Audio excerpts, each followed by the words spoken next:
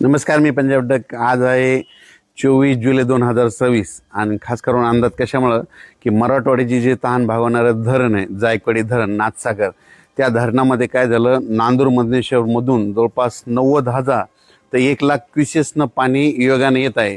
तर नदीकाठच्या सर्व शेतकऱ्याला सांगू इच्छितो की ज्यांची पाईपलाईन असेल किंवा पाळीव प्राणी असेल किंवा पशुधन असेल तर तुम्ही काय करा, आजच्या आज त्याची तयारी ठेवा. कारण की ना नांदूर मधनेश्वरच्या वरील 10 धरणं आहेत, त्या 10 धरण भरलेले आहेत आणि त्याचं पाणी नांदूर मधनेश्वरमधून येतं आहे आणि ते आता जायकवाडीच्या दिशेनं निघालं आहे. तर जवळपास 90,000 निघालं आहे, पण रात्रीपर्यंत ते 1,00,000 क्युसेसनं ते पाणी जाणार आहे.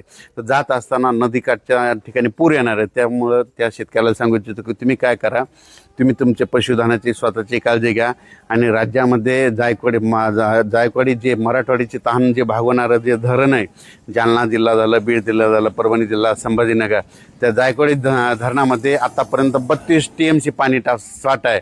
पण आता ह्या 10 दिवसात 1 ऑगस्टपर्यंत त्या ठिकाणी जवळपास 42% जाणार आहे. म्हणून हा अंदाज सर्व शेतकऱ्यांनी लक्षात घ्यायचा.